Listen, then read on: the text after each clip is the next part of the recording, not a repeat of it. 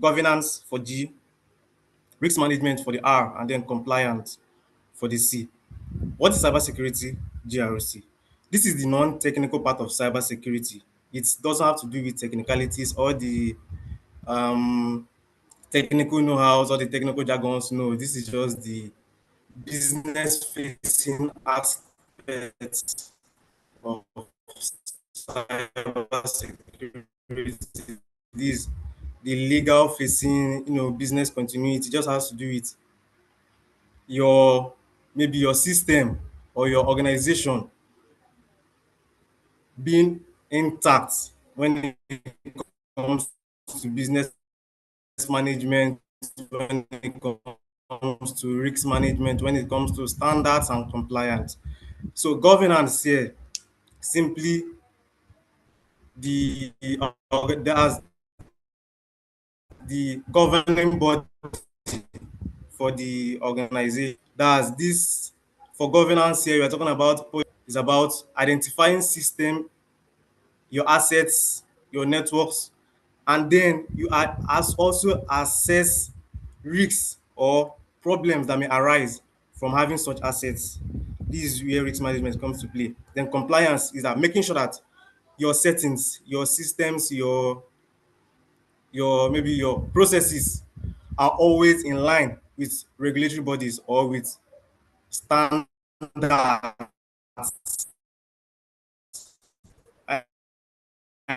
An example of a standard there is ISO 27001 and the NIST framework. Very critical because we have a lot of issues when it comes to cyber threats. We have a lot of issues when it comes to cyber threats. Please confirm you can still.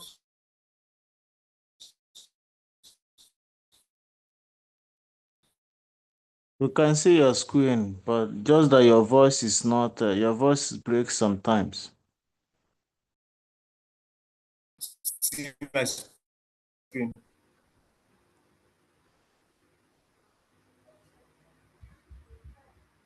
Hello.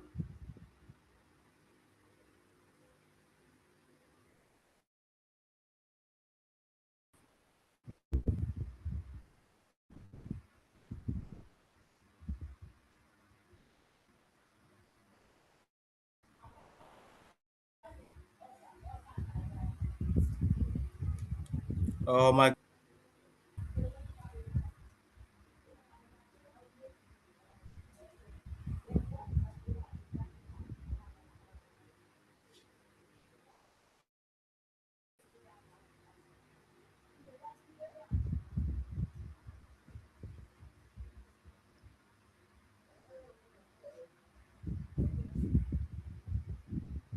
hello. Can anybody hear me? Hi, I can hear you. Yes, we can Yes, I hear can you. hear you. Oh, seems I got cut off. Please, I'm sorry.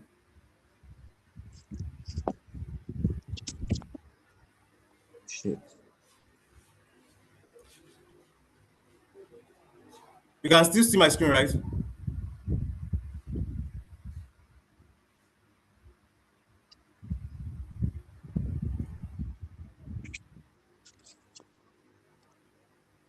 You can still see my screen. No, we can't see your screen. We share your screen. Oh my god.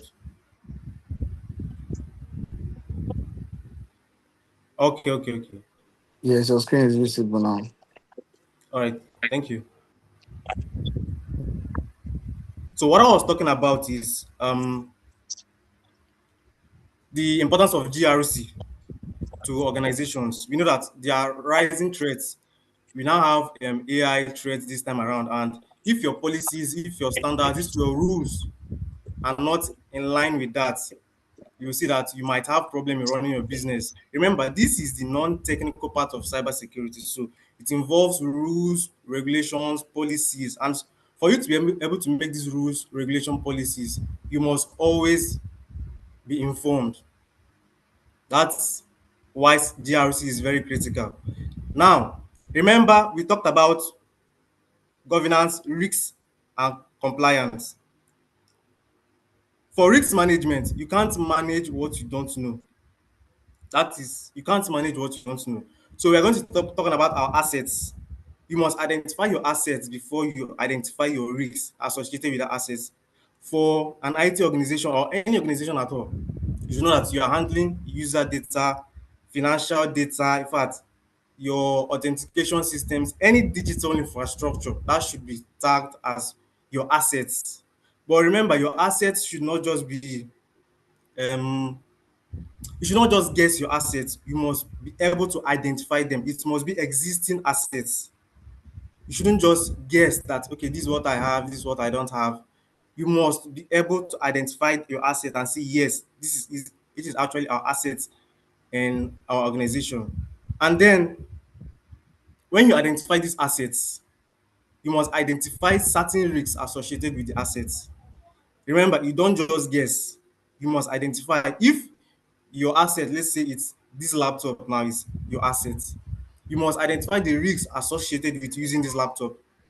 But if your asset is like a paper and pen, like your file is like paper and pen format, you should also associate the risks. You should also know the risks associated with that paper and pen as well. Like this now, with your paper and pen, let's say if you have your paper, your paper file hidden somewhere in your house, you should know that one of the risks you should be looking out for is maybe, let's say, fire outbreak. But then, if your files are stored in the cloud, fire outbreak will not be a risk. So you must identify your risks and they must be in line with that asset. Your risks cannot be different from, or cannot be, maybe it's not in line with your assets. Like I use the file for example. If your file, if your files are stored maybe in your cupboard, you should know maybe risks of insect attack, risks of fire outbreak. But if it's on the cloud, you can't expect fire outbreak for your files now. So, but you might be expecting malicious attempts from hackers. So this is about risks and then as asset identification and then risks associated with the assets. Example of mitigation strategies for the identified assets. We've talked about encryption, role-based access control, that's giving access to those who deserve it. Any other thing doesn't count. If you're not supposed to access this file, you won't be given access to access that file. That's what role-based access control is talking about. Data loss prevention, that we're talking about backups and business continuity. These are examples of mitigation strategies. Then what are policies? What are policies? Please confirm you can still see me. You can still see my screen.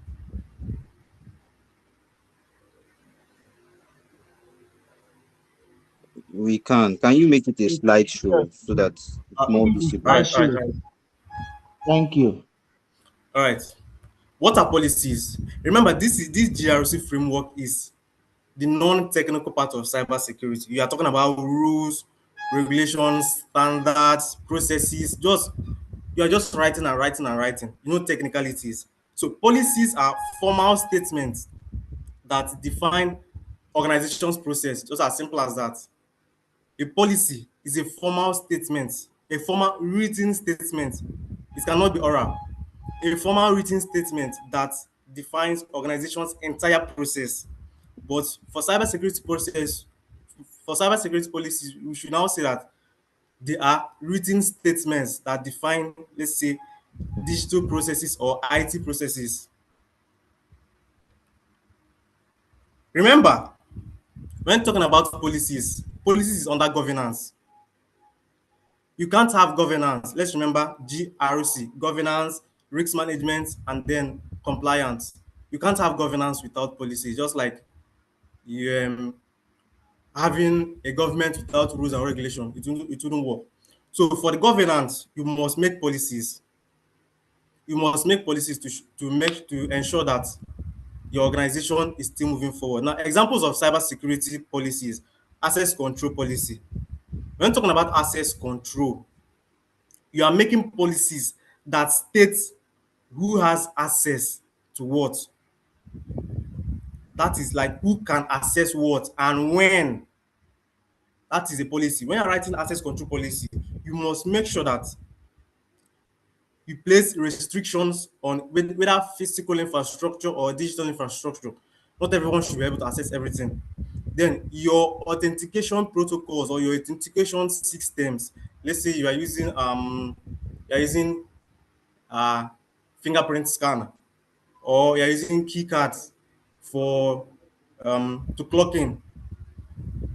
Now, this fingerprint scanner or key card, you must write a policy to ensure the use of that system. That's access control. For data protection, yes, for this type of policy making, when you're making a data protection policy, we're talking about your files, how to store them, how to discard them, how to maybe process them as well. Data protection, there's classification. Classification here is that when you're making a policy on your data, as you know, as cybersecurity professionals, you know that you are handling a lot of critical data, a lot of sensitive data. So that data protection policy ensures that how you're handling that policy, how you're handling that data is in line with organizations' need, and then regulatory bodies rules as well. When you're classifying your data, you can classify data as let's say public data, internal data, or highly restricted data, or like all these type of data. As a policy maker, you must be able to identify or state the criteria in which each data type falls under. If you say, okay, for public data, it will be anything on our website. It can be public data because it's for the public. Yes, anything on our website is classified as public data. Private or internal data can be announcements. It's not for the public, obviously. It's for employees, like announcements, memos, meeting schedules. That's also type of data. Then you also have, let's say, classified. Yes, classified type of data will be your customer data. Not everyone, even your employees, are allowed to access it. Your customer data, your financial data, those critical ones. Then we have highly restricted data. Remember, we are talking about policies, and we are talking about policies. So when making a data protection policy, you must describe or classify your data. Highly classified data should be, let's say, your encryption keys, your payment card industry gateways, these financial gateways, anything that processes payment, they should be highly classified. Then when talking about incident response policy, this is the policy that also detects maybe the severity of your incidents. Cybersecurity, we deal with a lot of incidents. Deal with a lot of digital incidents. Then, as a policy maker, it's left for you, it's now on you to define which incident is classified as a critical incident, minor incident, or major. Now, remember, let's not forget, we are making policies for cybersecurity. We are making policies. And now, when these incidents arise, let's say the employees will say, okay, this is a minor policy, this is a minor incident, sorry, this is a major incident, this is a critical incident. How would they know? It's from your policies. You must define them. And then also in the incident response, you can make a policy that says minor incidents should be reported within the first 1 hour, because maybe the severity is not that much. It's a policy as well. Then you can also say that major incidents should be reported within, just you give a specific time frame, and then critical incidents you should also give a time frame. Some organizations use not more than 15 minutes. If you report a highly critical incident after 15 minutes, you'll be sanctioned. That's the policy. When we talk about backup and recovery as well, it's just policies that give importance. No, remember, we've talked about our data. Now, backup and recovery, which data should be backed up regularly? Which backup algorithms should we use, or which backup processes should we use? These are examples of policies that you must make. Acceptable use policy That's making policies that define how employees use organizations' properties.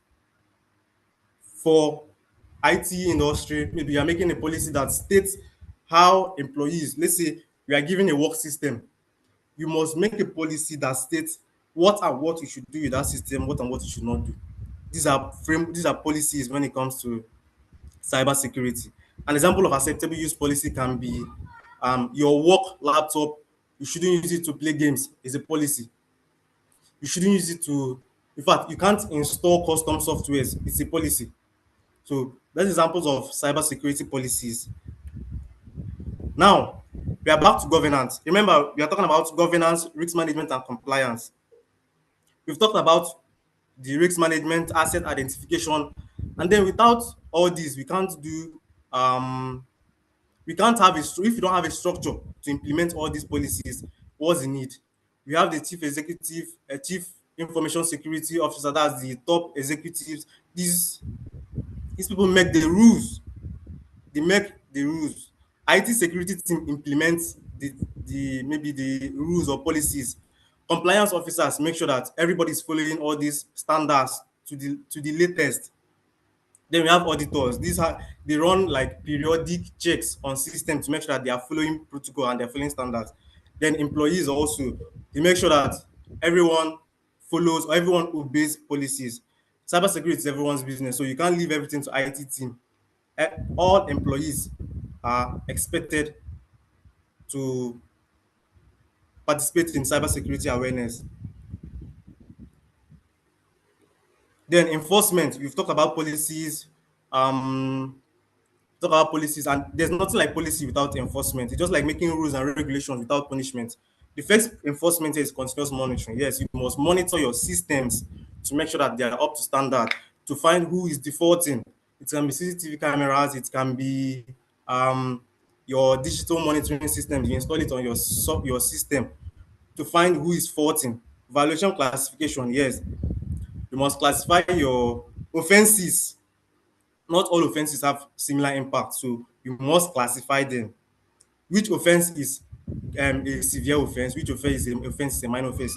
And then once you have gotten these offenses, you must sanction. There must be sanction. Mandatory training means that every employee must undergo cybersecurity training. This is an enforcement policy as well. This is how to enforce these policies. You must make sure that everybody is well aware humans are the weakest link in cybersecurity. So we must always give them mandatory training. So that's the end of my presentation. From what we've talked about, we've seen the importance of seen that it is important for business operations. We've seen that it's important for governance. That's for accountability. You know whose rule is this or whose role is this, who is accountable for this. That brings me to the end of my presentation this morning. And if there will be questions, I will be taking them now.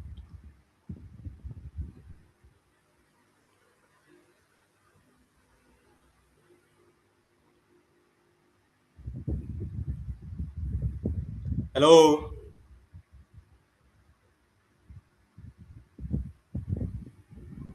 Okay, Innocent, your hand is up. Hello, we can hear you, UGOCHUKWU. Innocent, I can see your Yeah, hand up. good morning, everyone. Good morning. Am I audible? Yes, go ahead. Okay, nice presentation, even though I didn't join at the start. So I have